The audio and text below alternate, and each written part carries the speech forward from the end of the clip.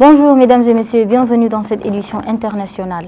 Les États-Unis sont à la fois capables et motivés de faire sauter le gazoduc Nord Stream afin de mener une guerre économique contre leurs alliés européens pour les gains égoïstes, a déclaré lundi un chercheur suédois, Aziber Mohamed.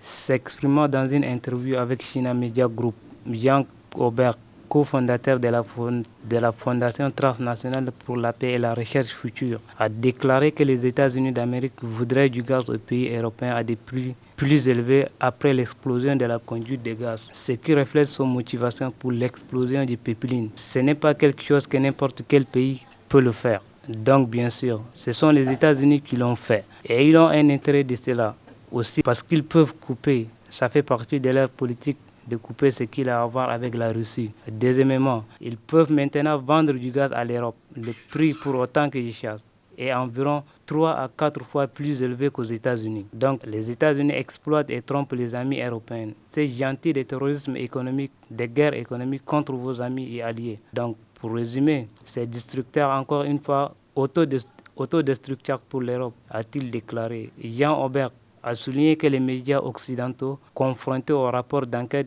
de Seymour Hersh relevant le bombardement américain des pipelines Nord Stream, ont tous gardé le silence ou ont jeté de la saleté sur le journaliste d'investigation plutôt que de couvrir ses conclusions détaillées. Ce qui fait soupçonner les gens que les États-Unis tirent des ficelles derrière qu'il y ait un silence remarquable dans les médias occidentaux à ce sujet. Je veux dire, s'il avait été prouvé qu'il s'agissait de la Russie, de la Chine, de l'Iran ou de quelqu'un d'autre, cela aurait été dans toute la presse occidentale pendant les jours, les semaines ou des mois, et nous y aurons discuté des sanctions et de la manière de punir de tout ce genre de choses. Et le fait qu'il y ait maintenant un déluge de critiques, de remises en question et de sapes et de vilaines calomnies de Seymour Hersh me semble confirmer que ce sont les États-Unis. Il a dit.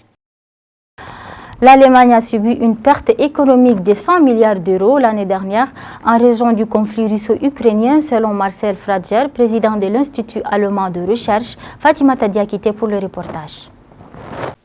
Les prix de l'énergie ont été augmentés de 34,7% en glissement annuel, avec les prix du fioul et du gaz naturel ayant augmenté de 87% et 64,8% respectivement selon l'Institution fédérale de la statistique des Stati. La guerre en Ukraine et la flambée des prix de l'énergie ont coûté à l'Allemagne 100 millions d'euros, soit 2,5% de vif en 2022, a déclaré Fascher au journal Phoenix Post.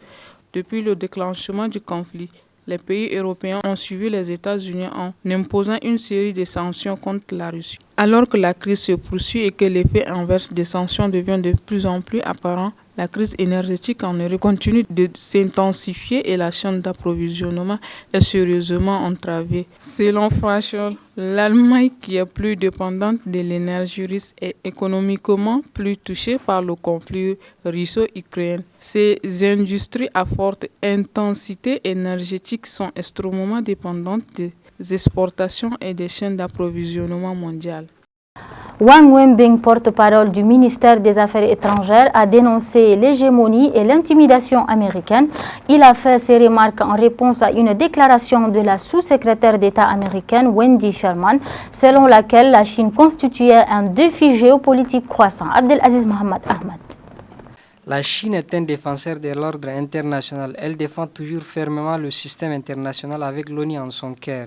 L'ordre international fondé sur le droit international et les normes fondamentales régissant les relations internationales sur la base des objectifs et principes de la Charte des Nations Unies. Ce n'est pas la Chine, mais les États-Unis qui ont saboté et piétiné les règles et l'ordre international. L'agence de presse Xinhua vient de publier un rapport sur l'homogénie américaine et ses périls, exposant les graves menaces que les actes homogéniques des États-Unis ont fait peser sur la paix et la stabilité mondiale, ainsi que sur les règles et l'ordre international, a déclaré le porte-parole. Les États-Unis ont alimenté la confrontation et créé la division dans le monde, de l'Afghanistan à l'Irak en passant par la Syrie. Les guerres et les opérations militaires lancées par les États-Unis au nom de la lutte contre le terrorisme ont fait plus de 900 morts et 37 millions de réfugiés dans le monde depuis 2001. Le porte-parole a également dénoncé l'hégémonie économique, technologique et culturelle des États-Unis. Les faits ont pleinement prouvé que les États-Unis sont le perturbateur numéro 1 des règles et des ordres internationaux. L'hégémonie et l'intimidation sont des normes américaines pour traiter les règles internationales et gérer les affaires internationales, a indiqué Wang. Il n'y a pas si longtemps, faisant la sourde oreille aux applications répétées de la Chine sur la situation pertinente et ignorant les faits de base, la partie américaine a fabriqué l'histoire du ballon espion. Le président Biden a mobilisé des avions de chasse pour abattre le dirigeable chinois. Ceci n'est qu'un autre exemple frappant de l'ère dominateur et intimidant des États-Unis. Au lieu d'épingler une étiquette à d'autres pays, il serait mieux pour les États-Unis de se remettre en question, de corriger leurs erreurs et de rejeter l'hégémonie. Les États-Unis doivent respecter la souveraineté nationale des autres pays, abandonner les actes d'hégémonie, travailler avec les autres pays pour trouver un moyen de coexistence en paix, rejeter les pratiques d'intimidation et s'engager dans une recherche de résultats mutuellement bénéfiques et gagnant-gagnant, a déclaré le porte-parole. Le président comorien Azali Assoumani a pris samedi la présidence tournante de l'Union africaine à l'ouverture de la 36e session ordinaire de l'Assemblée de l'Union africaine. Jessica. Assoumani remplace ainsi le président sénégalais Macky Sall. Dans son discours, le président comorien a souligné la nécessité de déployer des efforts concertés pour améliorer la situation de l'Afrique et de ses habitants. Notant les incertitudes continentales et mondiales actuelles, Assoumani a appelé à des efforts concertés pour favoriser le redressement de l'Afrique dans l'économie post-Covid-19 et permettre au continent de mieux faire face aux impacts négatifs de la crise en Ukraine. À entendre le discours du président de la Commission prononcé lors de la cérémonie d'ouverture du 36e sommet des chefs d'État africains, Assoumani cherche déjà à concrétiser les fruits du sommet UA-UE qui s'est tenu à Bruxelles en février 2022. Son prédécesseur à la tête de l'Union africaine s'est dit heureux du nouveau leader choisi par les membres de cette organisation panafricaine qu'il comptait accompagner au cours de son mandat. L'Union européenne s'est également déclarée prête à accompagner la présidence des Comores à l'Union africaine. En prenant la présidence de l'Union africaine le 18 février, le chef d'État Azali Assoumani devient le premier président de Comores à assurer les destinées de l'organisation panafricaine, l'accession de l'Union des Comores à la tête de cette institution panafricaine. Edwidge.